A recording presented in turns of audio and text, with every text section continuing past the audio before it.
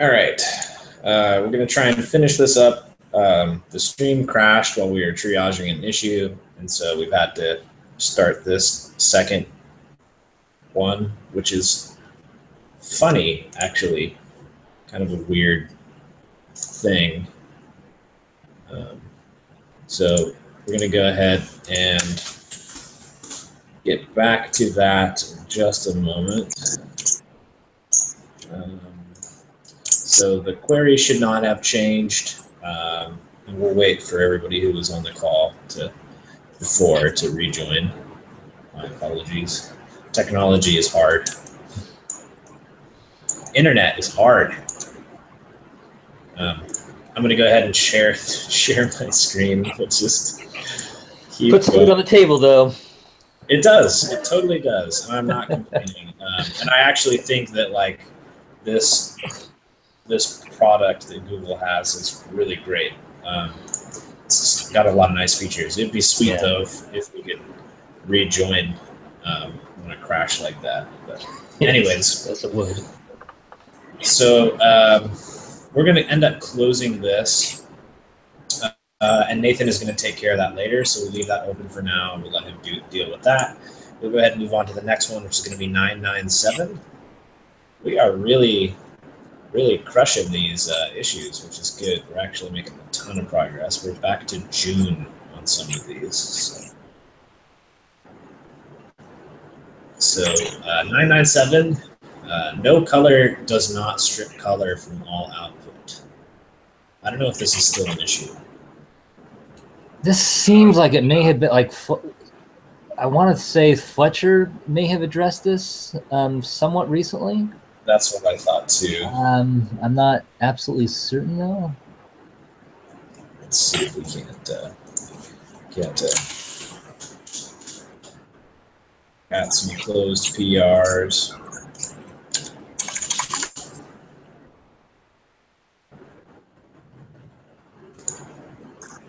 Here we go. 1682. 1682. Yep. I don't know if that fixes that issue, but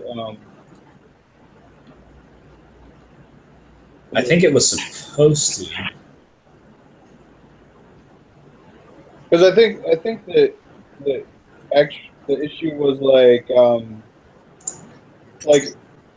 what we originally had no color, but it wouldn't turn off like color from other commands you're calling that are using color on their own. I think that's what that issue says.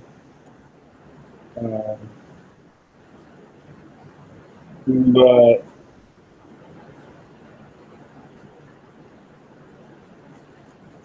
and this is Kevin, I think, who is the author of Cloud. Is that Kevin? Maybe the same guy. Yeah.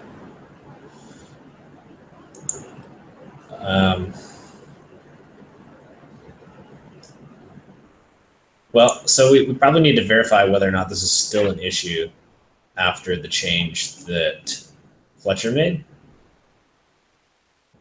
Here we go.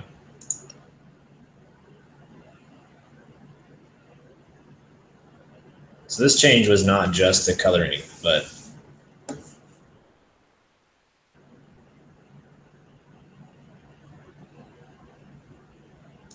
we don't know. Is there actually a way for us to take the output of a program that's been built with Habitat and have Hab strip all that color?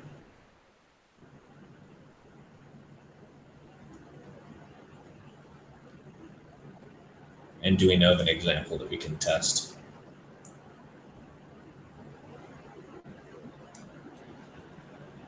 I would imagine it's certainly possible. I don't know which one would be good to test. Maybe it's possible Dave might have one in mind. So was this for during build or for during like running? I think that this issue, the original one, I think is actually more about the Hab CLI. It's about well, he said in the issue title is Hab Sup, so it sounds like to me he's talking about actually running, running a service. That's my take on and that. That should be fixed, right? With that should be fixed with this PR. That should theoretically be fixed with this PR. Who's the PR number again? 1682. Yep, 1682.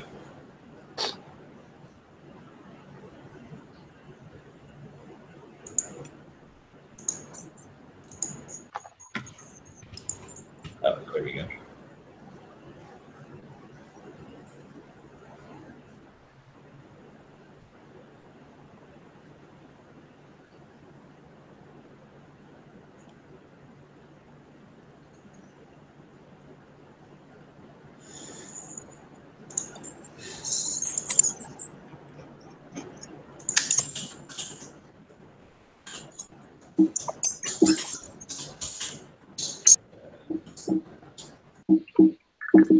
Yeah, I don't know of anything off the top of my head that uses color in the supervisor output. I suppose you could just like make something with a run hook that runs something that outputs color. Let's see what happens. I mean, probably make a minimal to reproduce by doing like Tony say.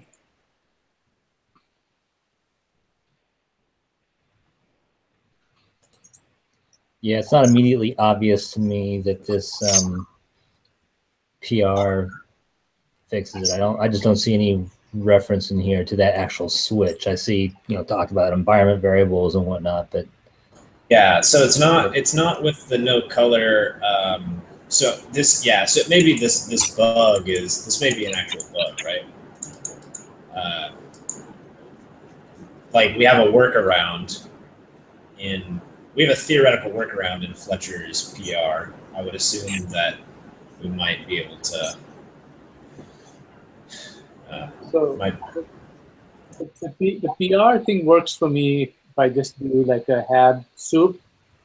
If I export the coloring through, it doesn't show color, and if I remove that, so it's working for Hab soup, but it's not working for Hab. But you're saying, your Hab soup, are you running a program that's outputting color? Yeah, it Hab soup. If you just say Hab soup, it'll output status with color, right? Right. But like, if you have soup supervising a program that's outputting color, and you give it if you give Hab soup no color, like it won't give you colors when you have like the colors of the stuff that the supervisor's outputting. But the problem is, like, if you have a program that your run hook runs that outputs color, I think the issue was that no color would not turn off that color. It would only turn off the color of the supervisor output, not the thing that the supervisor is supervising output. Okay, I guess I wasn't reading the issue that way. I was reading it more that our command line needs a -- no color.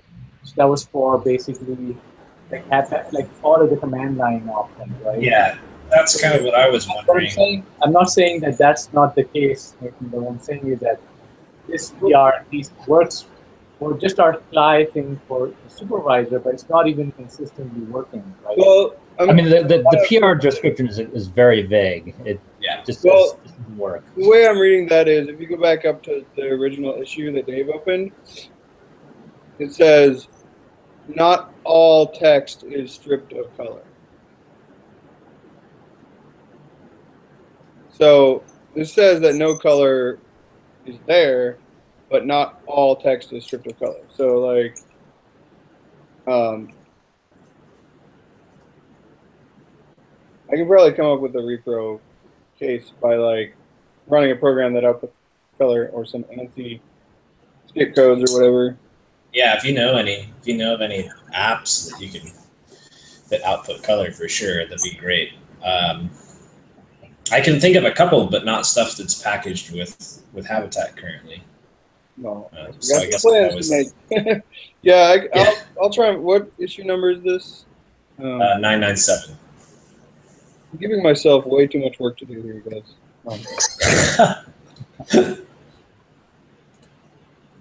But yeah, I'll find. I know there's got to be something. Okay. And if not, you know, like a simple like config from with a script that outputs color, you could repro it. Okay. So let me throw that help wanted for now. Go from there. All right, and so we've got about 5 minutes left. Let's try and do one more. Whoops, wrong thing. Here we go. Nodes can become duplicated in the gossip ring. This is a super old issue.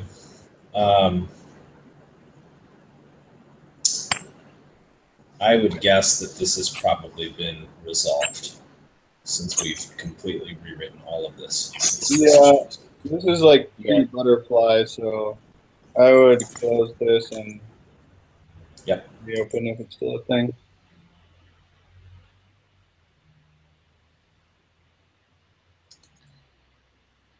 And I mean, we have had issues with, I mean, there's been some issues about, you know, when is something actually dead and when are dead members, you know, removed that could touch on some of this stuff, but that probably, those issues probably describe, you know, real current day problems better. Right.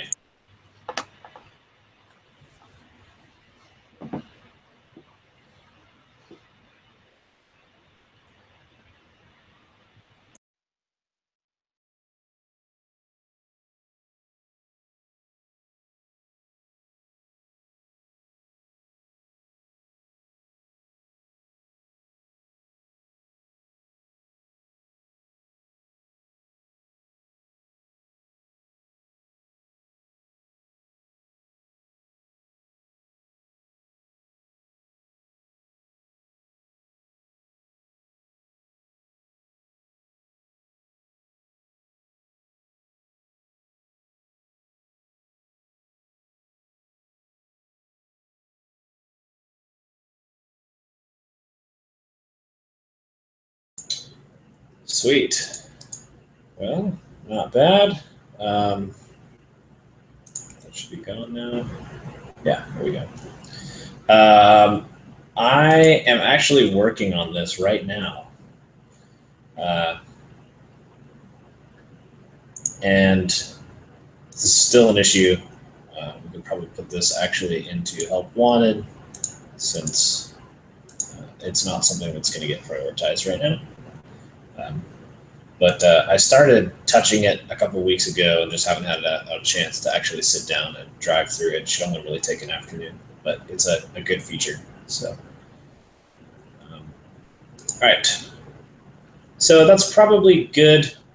I think now we're getting into some of these older ones. I think that these will likely take a little bit more time. Some of them will take more time to sift through, and some of them will just get closed out. But for today, I think we can probably call it quits a minute or so early. So thank you, everybody who could make it. And apologies for the technical difficulties halfway through the meeting. And we'll look forward to seeing everybody next week. We'll be doing next week our bi-weekly CDG on the tail end of the triage. So feel free to join for our kind of public stand-up / community developer conversation. Thanks, everybody.